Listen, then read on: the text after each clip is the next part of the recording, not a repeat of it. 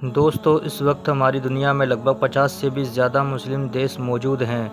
اور ان سبھی دیشوں کی زمین پر وقت وقت پر بہت سارے بڑے چھوٹے اچھے اور برے طرح کے لیڈر پیدا ہوتے رہے ہیں۔ مگر اگر بات کریں اس پچھلے 50 سے 60 سالوں کی، تو اس پورے دور میں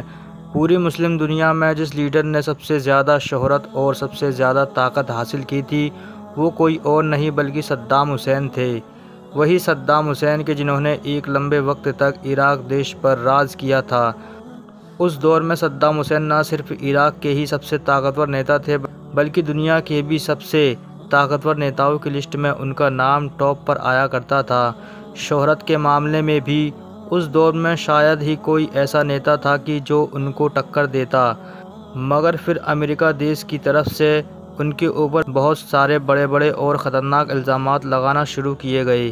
جس کے نتیجے میں پہلے جنگ ہوئی، بعد میں صدام حسین کی گرفتاری ہوئی، اور آخرکار 30 دسمبر 2006 کو ان کو پھانسی کے پھندے پر بھی چڑھا دیا گیا۔ دوستو، حیرانی کی بات یہ ہے کہ صدام حسین کو جس دن پھانسی دی گئی تھی، اسلامک کیلنڈر کے مطابق اس دن ذی الحجہ کی 10 تاریخ تھی، یعنی وہی تاریخ کی جس دن مسلمان عید مناتے ہیں، وہ بھی جس میں مسلمانوں کے یہاں قربانی دی جاتی ہے۔ اس کے علاوہ ایک حیرانی کی بات یہ بھی ہے کہ صدام حسین کی پھانسی شاید اتہاس کی وہ اکلوتی پھانسی ہے کہ جس کی ویڈیو کو پوری دنیا میں شیئر کیا گیا تھا، یعنی پھانسی کے پورے پروسیس کو پوری دنیا نے اپنی آنکھوں سے دیکھا تھا۔ ہر انسان صدام حسین کی پھانسی کو اس دور میں اپنے موبائل یا پھر اپنے ٹی وی کی اسکرین پر دیکھ رہا تھا۔ آپ کو بتاتے چلیں کہ جب صدام حسین کو پھانسی سے پہلے جیل میں قید کیا گیا تھا، تو ان کی حفاظت کرنے کے لیے ان کے اوپر 12 اسپیشل کمانڈوز فورس کو تعینات کیا گیا تھا۔ یہ وہ 12 اسپیشل کمانڈو تھے کہ جن کو بہت ساری فوجوں سے سلیکٹ کیا گیا تھا۔ یہ سارے کے سارے اپنے ڈپارٹمنٹ کے ایکسپرٹ مانے جاتے تھے۔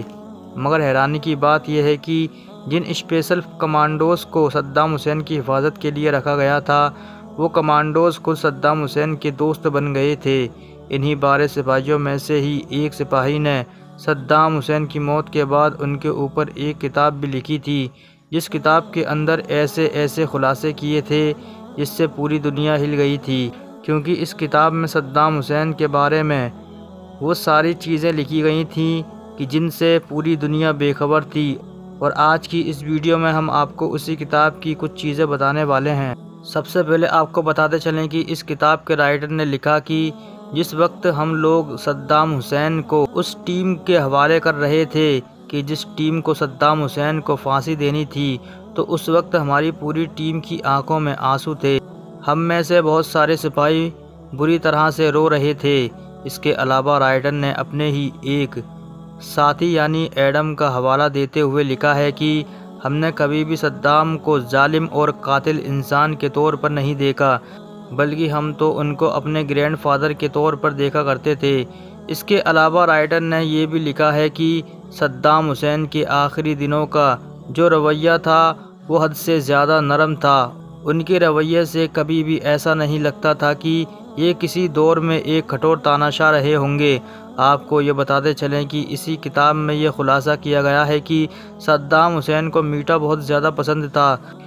اپنے آخری دنوں میں بھی انہوں نے اپنی فیوریٹ ایکسرسائز کو نہیں چھوڑا تھا۔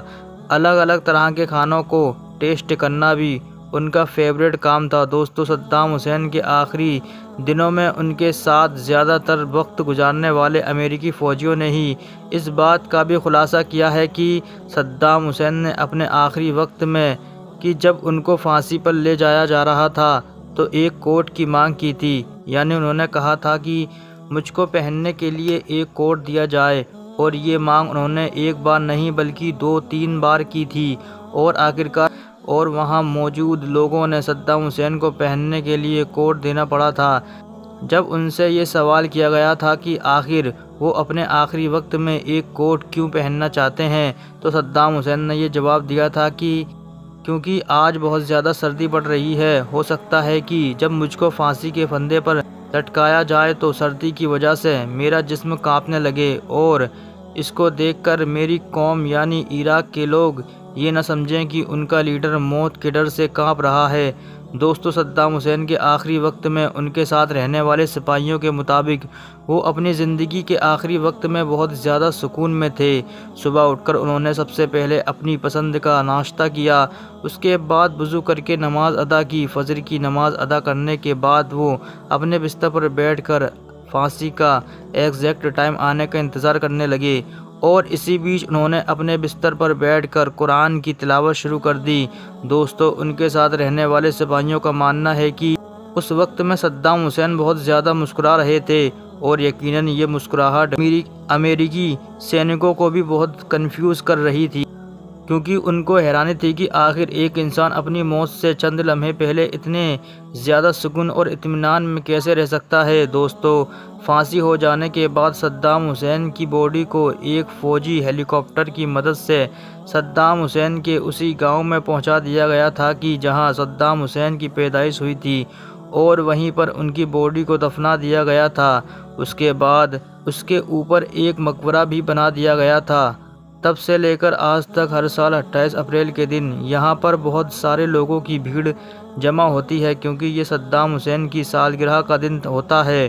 اس دن جمع ہونے والے لوگوں میں بڑے لوگوں کے ساتھ ساتھ اسکول کے بچے بھی شامل ہوتے ہیں۔ دوستو آپ کو بتاتے چلیں کہ صدام حسین کا مقبرہ ہمیشہ سے ہی ووادوں میں رہا ہے، کیونکہ اس کے بارے میں اب عراق کے زیادہ تر لوگوں کا یہ ماننا ہے کہ صدام حسین کے مقبرے میں ان کی باڈی موجود نہیں ہے، ان کی باڈی کو بہت پہلے ہی نکال لیا گیا ہے۔ اب یہ باڈی ان کی قبر سے کس نے نکالی، اس بارے میں الگ الگ رائے رکھی جاتی ہیں۔